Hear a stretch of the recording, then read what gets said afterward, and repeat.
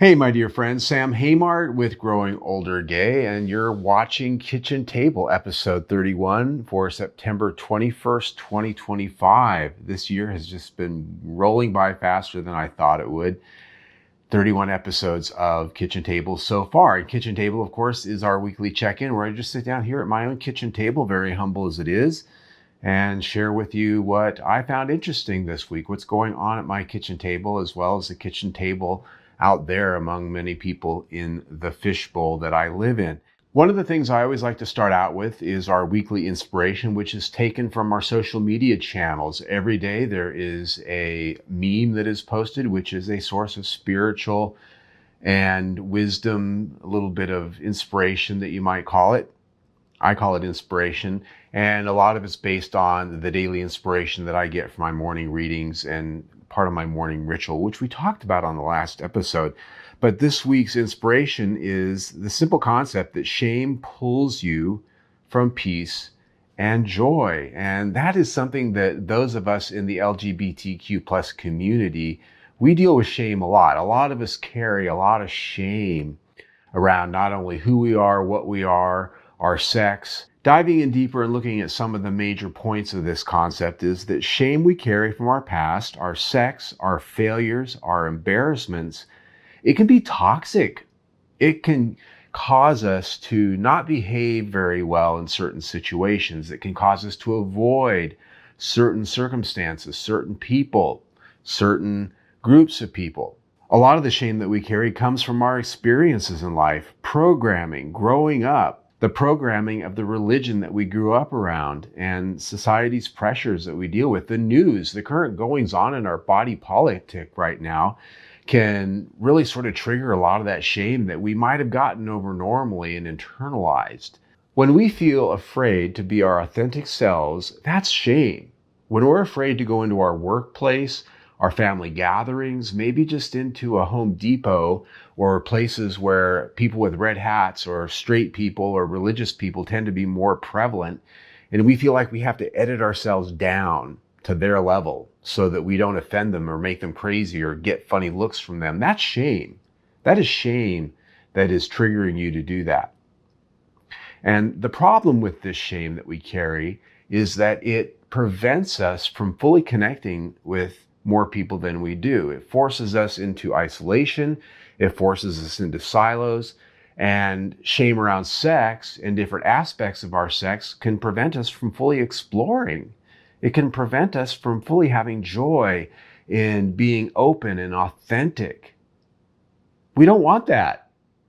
We want to release unnecessary shame and enable our stunted curiosities, passions, and creativity to grow uninhibited.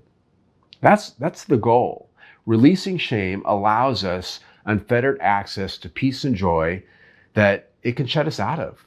I still get that kind of cringy feeling when I'm in my workplace around people who I know to be straight, I know them to be religious, and I know them to be not really on board with the gay agenda, so to speak. I tend to sort of clam up when they start asking me personal questions about my home life. I don't want to dive right in and go, yeah, me and my buddies went to LA for the big leather thing last weekend. It was great, right? I want to edit myself down. And so I'm still getting over some levels of that myself. But I am fortunate to have gotten past it around who I am, what I am, and my sex, so that when I'm around like-minded people, I'm pretty uninhibited as a person. If you ever run into me, you'll find that out pretty quickly. And I think that's a good thing. So yeah. And since I mentioned it, you might notice if you watch every week that we did not have an episode of Kitchen Table last weekend. And that's because I traveled down to Los Angeles with my husband and a group of our friends, my brothers, and we went to the ONYX Southwest 10th anniversary celebration, which took place mostly at the Eagle Bar in LA. And it was my first time going to that bar. It was just a wonderful time of brotherhood and seeing all of the brothers from this organization, which ONYX, if you've never heard of them, it's a fraternal organization for gay and bisexual men of color. So Latino, Black, other people that fit into that category are part of a leather organization. It's primarily leather themed. And the Southwest chapter, which is mostly based in LA, but expands out to the southern states, including mine, Arizona, they had 10 years to celebrate of being a chapter in the larger organization nationwide. And so we went down and we stayed at an Airbnb in Silver Lake. We went to the bar a couple of the nights that we were there and had a good time, had some cigars. I met a lot of wonderful guys down there. And LA's got a different crowd than Phoenix does. So it was kind of nice. It was a lot of fun. And it was just as it always is to be among people that share your values and your like mind. It was just a sense of home. And we got a chance to go out to a nice dinner in West Hollywood and walk around in Silver Lake and do a little bit of touristing with the buds. It was just wonderful. And I highly recommend that if you have an opportunity to find your tribe and go do things and have some fellowship with your tribe, it's always a good thing for the soul and the spirit. On that same wavelength, if you're looking for events, I like to talk about an event every week that's coming up, and we're already looking into 2026. The Texas Bear Roundup in Dallas has set their date for March 12th to the 15th, 2026. It is a full weekend. Actually, it's more than a weekend, starting Thursday and Friday, goes all the way through the weekend in Dallas at the headquarters hotel. There's dancing. There's excursions off-site to different foodie locations and a brewery. There's going to be vendors. There's parties and dancing. There's an excursion out to one of the sex clubs. There's the Mr. TBRU contest that they have every year, which is actually it's a pretty widely encompassing contest. It's not like a lot of the leather title contests that are very narrow. There's a lot of different categories and a lot of different ways for you to participate and win, and you don't have to fit the stereotypical mold. There's a lot of variety and a lot of openness in this group. This is an event that I've never been to. I've seen it from afar. I have some friends that go to it every year, and I do hope to go to it one of these days soon. Their theme this year is Roman Holiday Triumph, and registration opens soon. So if you go to their website, tbru.org, you will find information about the event, but registration is going to open soon. It is an event that sells out, and the hotel certainly sells out. So I recommend that if you want to go to the Texas Bear Roundup this year, put that on your calendar, pencil that in, and start looking towards that. And the last thing I want to talk about here is a service organization, which I come across a lot of these, and especially in our times, organizations like this, the Rainbow Railroad out of Canada. They are amazing. It almost brings tears to my eyes when I think about the notion that we need an organization that their specialty is helping LGBTQ plus people escape dangerous places. The organization is set up to advise, assist, and help navigate people to the proper processes and resources to escape violence, persecution, or simply come to Canada to live, to get away from their home country that may not be safe for them. Really, the big news story here is that for the first 8 months of 2025, the organization has received over 4,100 phone calls from people living in the U.S.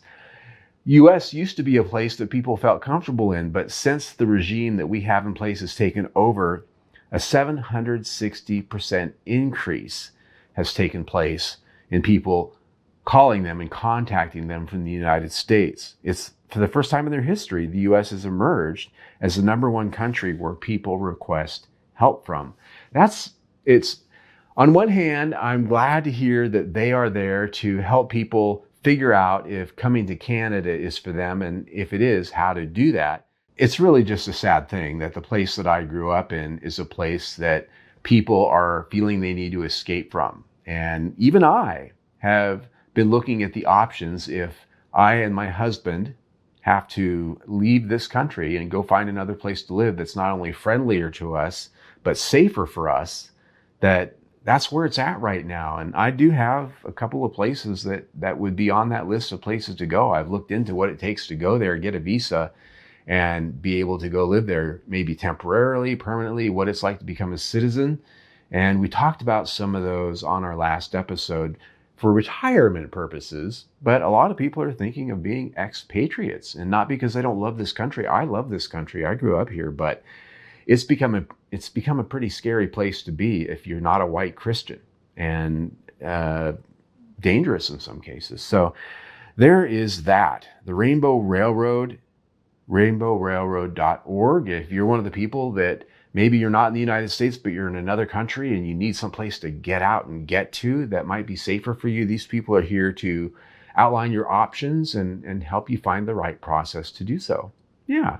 The last thing I want to share with you today is that our partner channel, Test Driven TV, I just test drove the Hyundai Ioniq 5 last week, did a full review on it. It is one of the most popular EV 5-door hatches on the market right now. They just updated it for 2025 in some key ways. And so there is a full review right there that you can see on it on our partner channel.